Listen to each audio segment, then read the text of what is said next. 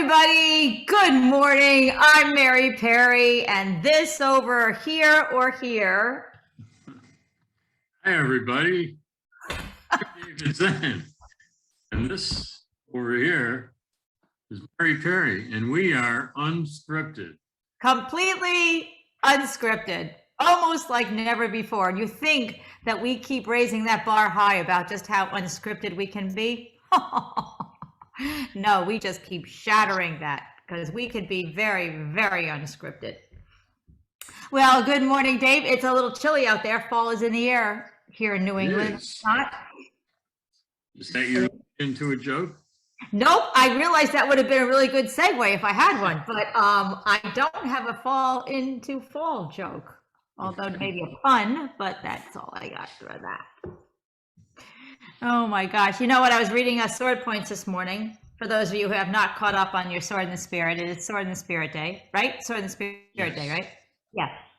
And it was really pretty amazing. Always, always, always enjoy it. You've got some tidbits. And I noticed that in the back, you have those little random facts, which are truly random facts. The one about the guy who worked in that office building, he was the manager and he got arrested for whistling too loudly. Well, no, the building itself whistled. Huh. So that is going to render my two whistle jokes useless. Well, go ahead. All right, I have two of them, so let's get started. Jim Miller. Yes. So, anyway, on the topic of whistles, and I did see your cartoon, by the way. My jokes don't bomb. They're just for very, very, very discerning ears.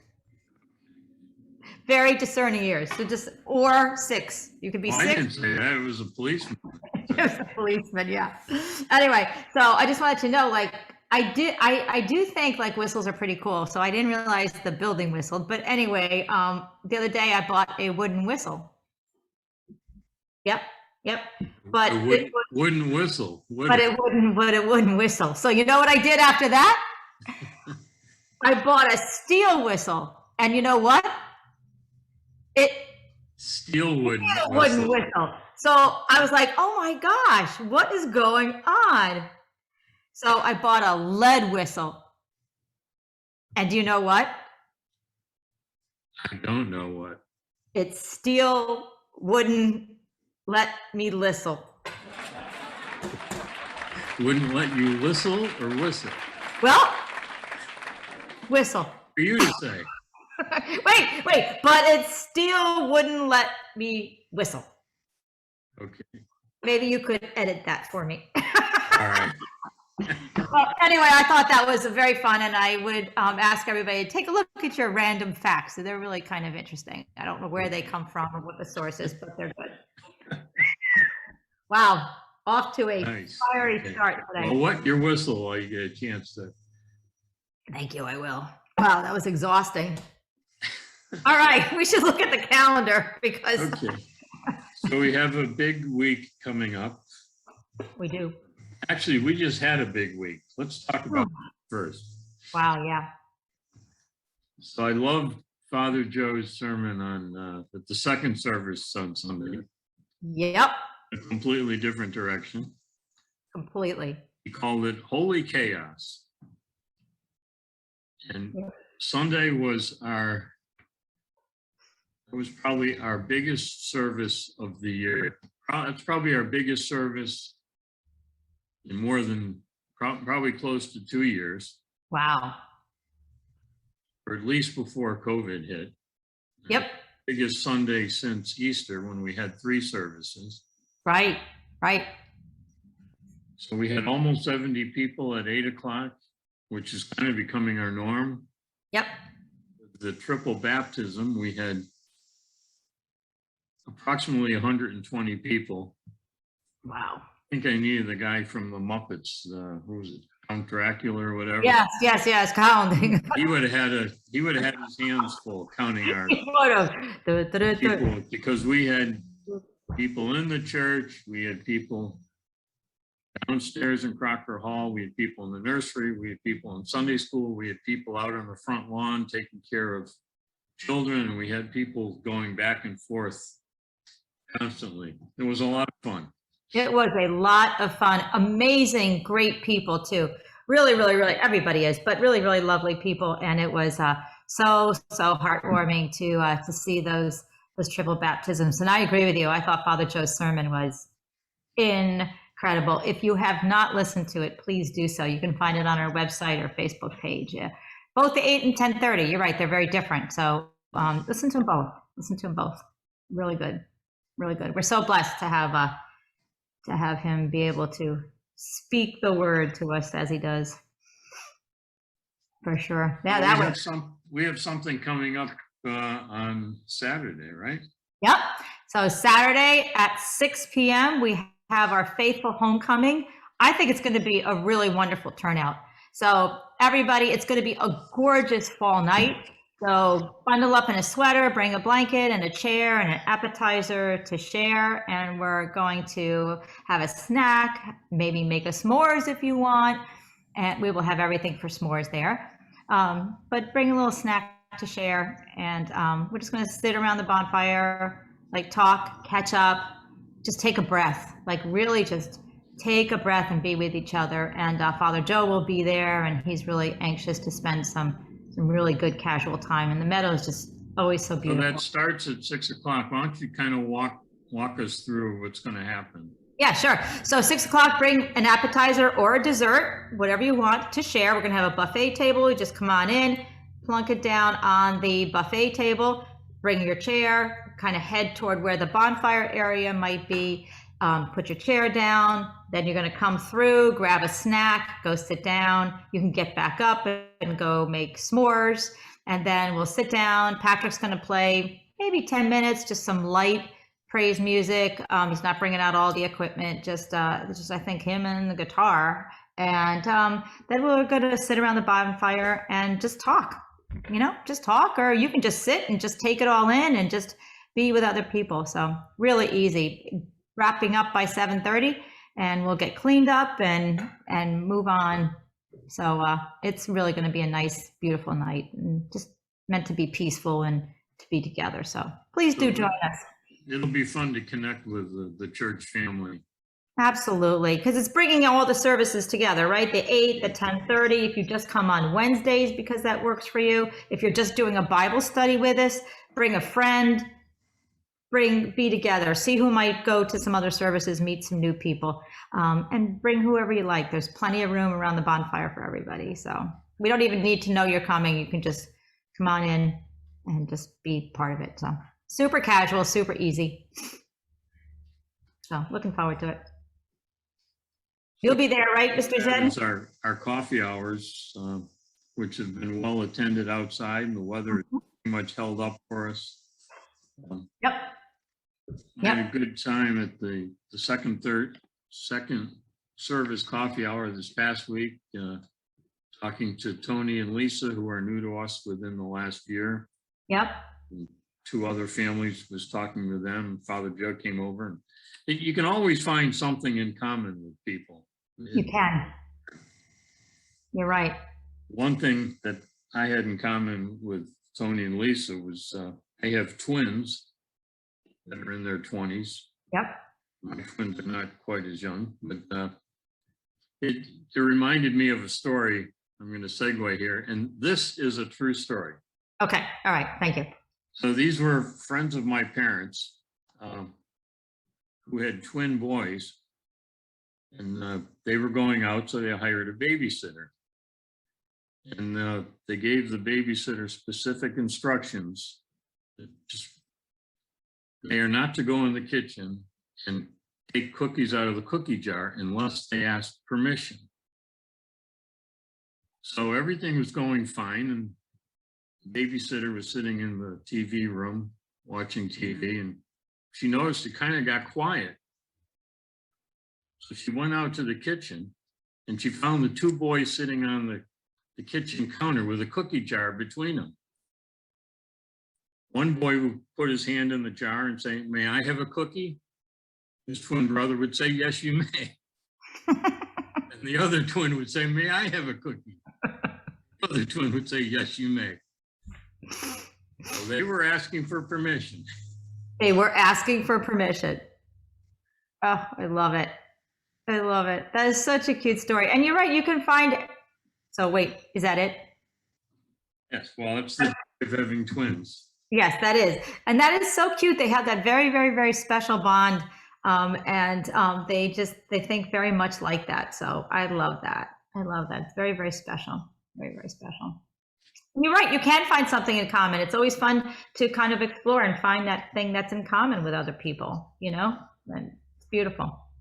Great opportunity to do that Saturday night. That's awesome. So what do the readings look like today for Sunday?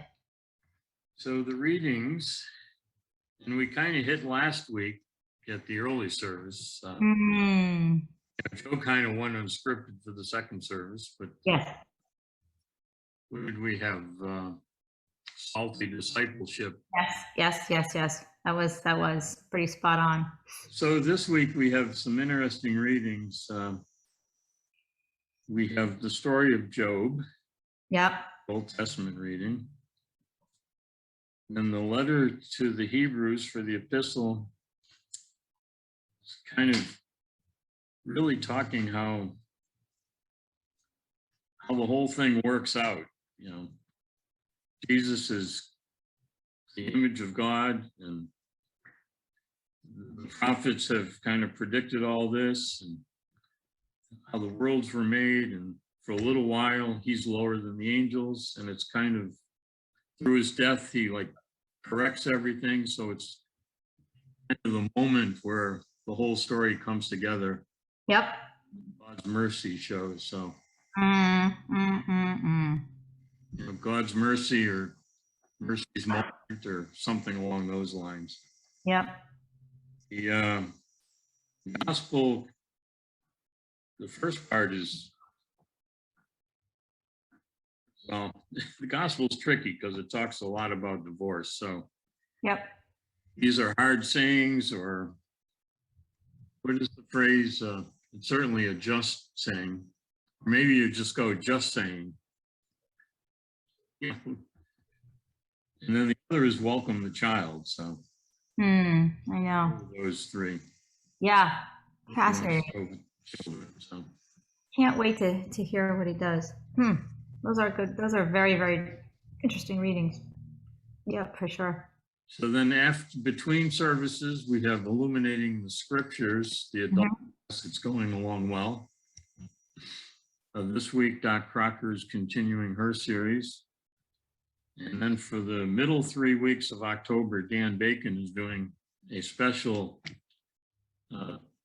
series during the illuminating the scriptures period called Discovering the Bible. And there's so good.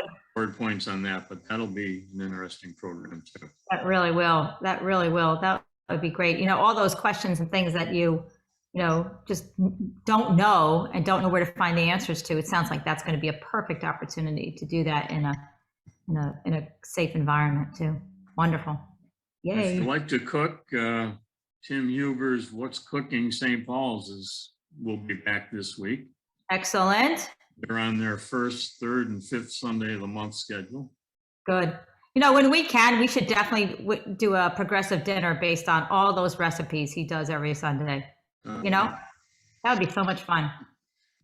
It'd be more like a progressive buffet. A progressive buffet would be even better. Just lay it all right out there. I love it. About 20 houses, yeah. I know. That would be so good. So the Wednesday service is back doing Holy Communion and healing. Yep, and Holy Unction administered by Father Joe.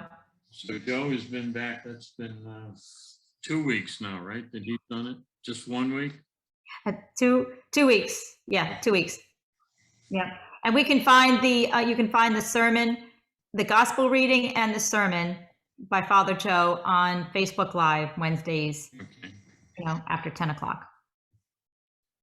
And maybe if we find a few more hours in the day, we can start converting those to YouTube videos too. Yes, absolutely. And then we have them there. They're really good, as always. So we have another food drive next week. Okay. Yep. So important to keep that going. Everybody's been great. We've had 38 or something of those. Yep. And this month goes to St. James, Danbury, I believe. I think it does. Is that right? I think that's right. It's hard to keep track. Yep. Yep. Being very generous. We had to get a new basket for the back of the church because the old one of the old ones fell apart. So there you go. More stuff. Fill it up. Fill it up. Excellent. And for those of you that follow the saint days, today we honor Jerome. Jerome. And this all ties together. There's a lot going on here with Jerome. I was kind of glad it was his day. Yeah. Jerome was kind of a monk who lived out in the desert for a while, and he started translating the Bible. He translated the Bible from the Greek and the Hebrew into what they call the Vulgate, is what it ends up, but it was the language that the people spoke, so he made it more accessible. And one of the reasons he's kind of important to the people that have traveled with us to Israel, because right next to the cave that under the Church of the Holy Nativity where Jesus was born, and I mean right next, it would be like your next door neighbor. Yep. Is a cave that Jerome lived in. Wow. When he finished the translations. Wow. And then if that isn't good enough for you. Yep. Somewhere here I have this today. 169 years ago. Yeah, seems like yesterday. Gutenberg printed the first Bible. Wow. Well, the first use of the printing press in Europe. Yep. And that really kind of kicked off the Renaissance, the scientific revolution, the Reformation. Yep. And interestingly enough, the version of the Bible he printed was the Vulgate Bible. Oh my goodness. It all ties together. It all ties together. Isn't that amazing? That's enough history for today. It is. Good job. Look at God just weaving it all together. One does one piece, he does his next piece. So good. God is so good for that. Do you want to shout out to any of our viewers today? Sure, we always shout out to them. We always do. Yes. My mom in Florida, my sister. Hi, Dave's sister. Hi, Dave's brother. And all our friends all over the world. We got people in Texas, I'm sure, watching us. Absolutely. Oh, so wait, that reminds me. So Ken called this morning. Was it this morning or maybe it was the other day? And he was like, "Oh, I saw a deer on the way to work." And I said, "How did you know the deer was going to work?" Thanks, Jim Miller. That was a beautiful segue, I might add. Nice. I get props for that one. That was really good. That's pretty much it. Oh, and other news, I'm going to have Leah Comfort Dog just for a little bit at the 8 o'clock. We have to go and do a program, but I'm going to have her there. But, kind of going back and talking about those whistle things, I was like, do you know why humans can't hear a dog whistle? Because the dog can't whistle. Yep, that might be the answer. That might be the answer, okay. That might be the punchline. All right. So since you brought up dogs. Yeah. So a guy is walking along and he sees a sign outside a house that says, "Talking dog for sale." So intrigued, the guy checks it out. And so he meets the dog and he says to the dog, "So what have you done with your life?" The dog says, "I've led a very full life. I've lived in the Alps rescuing avalanche victims. Then I served my country in Iraq. And now I spend my days reading to residents of a retirement home." The guy's flabbergasted. Why on earth would you want to get rid of an incredible dog like that? The owner says, "Because he's a liar. He never did any of that."